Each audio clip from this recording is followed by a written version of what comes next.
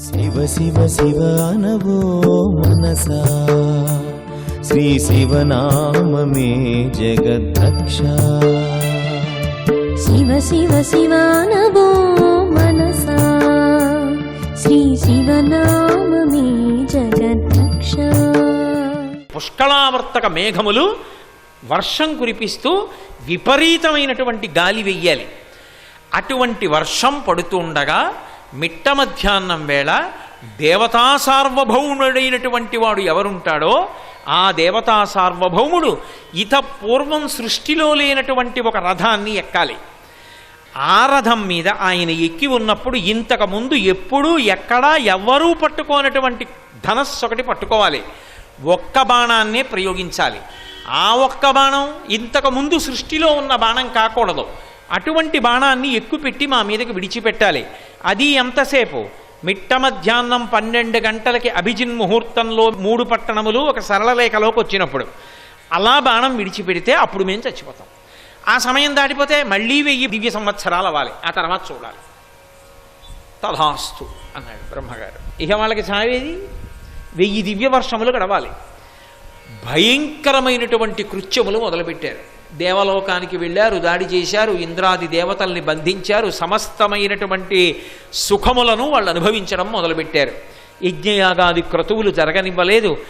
ఆఖరికి వాళ్ళని చంపడానికి కావలసినంత పాపం ఏర్పడడానికి ఎంతో పెద్ద ప్రయత్నం చేయవలసి వచ్చింది.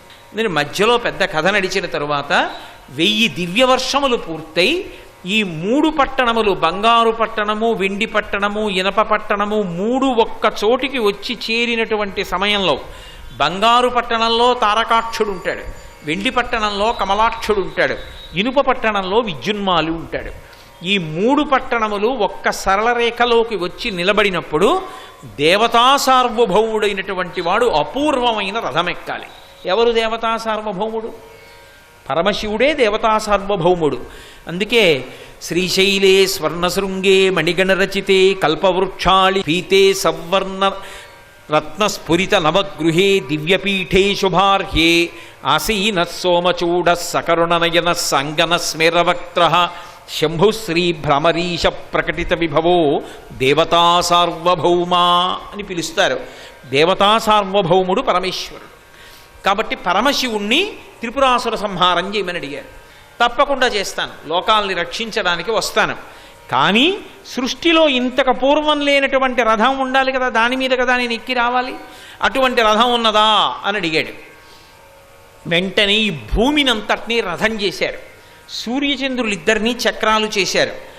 ద్వాదశాదిత్యుల్ని 12 ఆదిత్యుల్ని తీసుకొచ్చి సూర్య చక్రానికి 12 ఆకులు చేశారు.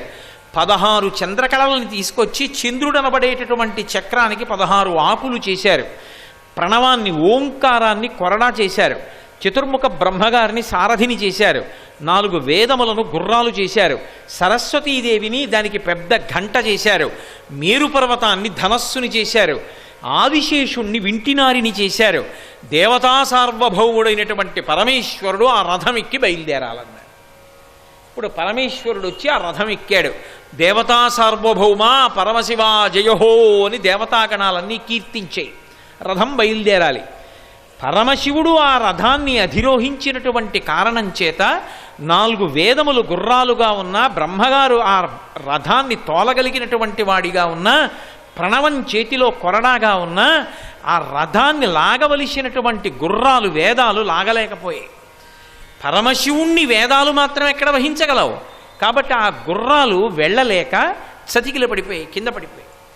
ఆ కింద పడిపోయినటువంటి గుర్రాలను చూచి రథం ముందుకి వెళ్ళడం లేదు అనేటటువంటి ఉద్దేశ్యంతో వెంటనే శ్రీ మహావిష్ణువు గబగబా పరిగెత్తుకొచ్చారు.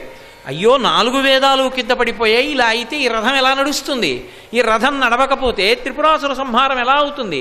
అందుకని ఆయన వచ్చి ఈ 4 వేదములను పక్కన పెట్టి తానే గుర్రాలుగా మారి ఆ రథాన్నంతటినీ కూడా పైకి జాగ్రత్తగా ఎత్తి మోకాళ్ల మీద ఆ రథాన్ని నడిపించడానికి ప్రయత్నం చేశారు.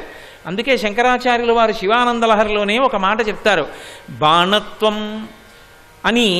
శ్రీ మహావిష్ణువు పరమశివుని విషయంలో ఎంత సేవ చేశాడంటే ఆయన యొక్క రథానికి కట్టబడినటువంటి గుర్రములు నేల మీద ఒరిగిపోయి వేదములే ఆయన కూర్చుంటే భరించి రథాన్ని లాగలేకపోతే బాణత్వం వృషభత్వమర్ధవపుషా భార్యాత్వమార్యాపతే ఘోణిత్వం సఖితా మృదంగవహతా చేత్యాది రూపం తథౌ త్వత్పాదే నయనార్పణం చ కృతవాన్ త్వద్దేహ భాగో హరి పూజ్యాత్ పూజ్యతరస్య ఏవ హి న చేత్కో వా తదన్యోధికః అన్నారు శ్లోకంలో. బాణత్వం వృషభత్వం పరమశివుణ్ణి నందీశ్వరుడు వహిస్తాడు. తాను ఎద్దు రూపాన్ని పొంది వేదములు రథాన్ని లాగలేకపోతే ఆ వేదాల్ని పక్కన పెట్టి తాను ఎద్దు రూపంతో నందీశ్వర రూపంతో రథాన్ని పైకెత్తారు. బాణమయ్యారు ఒకప్పుడు. బాణత్వం వృషభత్వమర్ధవపుషా భార్యాత్వమార్యాపతే ఘోణిత్వం పరమశివుని యొక్క పాదములను చూడడం కోసమని పాదదర్శనం కోసం వరాహ రూపంలో పంది రూపంలో భూమిని తొలుచుకుంటూ కిందకెళ్ళారు. అందుకే ఇప్పటికీ మీరు శ్రీకాళహస్తి లాంటి దేవాలయాలకు ప్రదక్షిణం చేస్తుంటే వెనక గోడ మీద ఉంటుంది ఆవిర్భావలింగం అని. ఆ లింగం వంక చూస్తే లింగం పైన ఒక హంస ఉంటుంది. లింగం పూర్తవదు, ఇలా మధ్యలో చింపినట్టుంటుంది. ఎప్పుడైనా శ్రీకాళహస్తి ఎడితే చూడొచ్చు వెనక గోడ మీద. కింద ఒక పంది వెడుతూ ఉంటుంది, లింగం పూర్తవదు, చింపినట్టుంటుంది. అంటే ఆయనకి పాదాలు దొరకలేదు, బ్రహ్మగారికి శిరస్సు కనపడలేదు, అనంతముగా వ్యాపించి ఉంది ఆ శివలింగం. దాన్ని ఆవిర్భావలింగం అంటారు. కాబట్టి ఒకప్పుడు పంది రూపాన్ని ధరించి పరమశివుని యొక్క పాదాలు పట్టుకోవడానికి పాదాలు చూడడానికి విష్ణువు కిందకెళ్ళారు. కాబట్టి బాణత్వం వృషభత్వమర్ధవపుషా భార్యాత్వమార్యాపతే ఘోణిత్వం సఖిత ఒకప్పుడు మోహిని రూపాన్ని ఎత్తి పరమశివుణ్ణి సంతోషపెట్టారు. సఖిత మృదంగవహత సాయంకాలం ప్రదోషతాండవం జరుగుతుంటే చేతిలో మధ్యలు పట్టుకుని వాయిస్తూ ఉంటారు విష్ణువు. మృదంగవహత చేత్యాది రూపం తథౌ తత్పాదే నయనార్పణం చ కృతవాన్. ఒక దక్షిణ దేశంలో ఇప్పటికీ నేత్రార్పణేశ్వరుడు అని ఆ దేవాలయం తమిళనాడులో ఉంది. ఒకప్పుడు శ్రీ మహావిష్ణువుకి కోరిక పుట్టింది పరమశివుణ్ణి సహస్ర కమలాలతో పూజ చెయ్యాలని. 1000 తామర పువ్వులు తీసుకొచ్చి బుట్టల్లో పెట్టుకుని ఒక్కొక్క నామం చెప్తూ శివసహస్రంతో పూజ చేస్తున్నాడు. 999 నామములు అయిపోయాయి. 1000వ నామం దగ్గరికి వచ్చేటప్పటికి ఉండవలసిన ఒక్క పువ్వుని పరమశివుడు తన యొక్క శక్తి చేత అంతర్ధానం అయిపోయేటట్టు చేశాడు. 1000వ నామం దగ్గరికి వచ్చేటప్పటికి పువ్వు లేదు. పూజ మధ్యలో మాట్లాడకూడదు, పిలవకూడదు. పూజ చేస్తూ ఎవరినైనా పిలిచాననుకోండి, నేను అప్పటి వరకు ఏ పూజ చేశానో అది వారి ఖాతాలోకి ఎడుతుంది. అందుకే పూజ మధ్యలో మాట్లాడరు. పూజ మధ్యలో మాట్లాడవలసి వస్తే, ఏదైనా పిలవవలసి వస్తే చిటిక వేస్తారంతే. చిటిక వేస్తే ఎవరైనా వచ్చేటట్టుగా ఉండాలి దగ్గరలో. కాబట్టి బాణత్వం వృషభత్వమర్ధవపుషా భార్యాత్వమార్యాపతే ఘోణిత్వం సఖితామృతంగవహతాతేత్యాది రూపం దధౌ. ఆయన శ్రీ మహావిష్ణువు మధ్యలు పట్టుకుని వాయించి ఒకప్పుడు పరమశివుని యొక్క తాండవంలో సహకారం చేశాడు. ఒకరోజు ఏమిటి, ప్రతిరోజు సంధ్యావేళలో ఆయన తాండవం చేస్తూ ఉంటే ఈయన మృదంగం వాయిస్తూ ఉంటారు. 1000వ తామర పువ్వు తక్కువైపోతే చూశాట, ఓహో పరమశివుడు ఒక పువ్వు కనపడకుండా చేశాడు. నా కళ్ళు తామర పూలలా ఉంటాయని వర్ణిస్తారు. రామ కమలపత్రాక్ష అంటారు కదా, రాముడు కమలపత్రముల వంటి కన్నులు ఉన్నవాడు, తామర పూలలా ఉంటాయి శ్రీ మహావిష్ణువు యొక్క కళ్ళు. కాబట్టి ఓ కన్ను పెకలించి శివుడి మీద నేను వేస్తానని ఒక కనుగుడ్డు పెకలించి పరమశివుడి పాదాల మీద పెట్టాడు. వెంటనే పరమశివుడు ప్రత్యక్షమై, ఇంత భక్తితో ఇన్ని మాటలు నన్ను సేవించావు కాబట్టి నా శరీరంలో అర్ధభాగం నీకు ఇస్తున్నానని సగం శరీరాన్ని విష్ణువుకి ఇచ్చేశారు. అందుకే హరిహర స్వరూపం అని ఒక రూపం. అందులో శివుని యొక్క సగభాగం విష్ణువు అయి ఉంటారు. అసలు నేను నిక్కచ్చిగా మీతో ఒక రహస్యం చెప్పాలి అంటే, విష్ణువే అమ్మవారు, అమ్మవారే విష్ణువు, ఇద్దరు ఉండరు. అందుకే అమ్మవారికి అలంకార ప్రియత్వం, విష్ణువుకి అలంకార ప్రియత్వం. విష్ణువు అవతారం తీసుకుంటారు, అమ్మవారు అవతారం తీసుకుంటుంది. విష్ణువు రాక్షస సంహారం చేస్తారు, అమ్మవారు రాక్షస సంహారం చేస్తుంది. విష్ణువే అమ్మవారిగా, అమ్మవారే విష్ణువుగా ఉంటారు. నారాయణి నారాయణ ఇద్దరు అన్నా చెల్లెళ్ళు, ఇద్దరూ ఒక్కసారే పుడతారు. అందుకే కృష్ణుడు పుట్టినప్పుడే యోగమాయ పుడుతుంది. ఇద్దరిది ఒకే తత్వంతో ఉంటారు. ఇద్దరూ ఒక తత్వం. అంతవరకు ఎందుకండి, ఒక్క మాట చెప్తా మీరు పట్టేసుకుంటారు. పిల్లలు ఎవరికి పుడతారు, ఆడవాళ్ళకా మగవాళ్ళకా?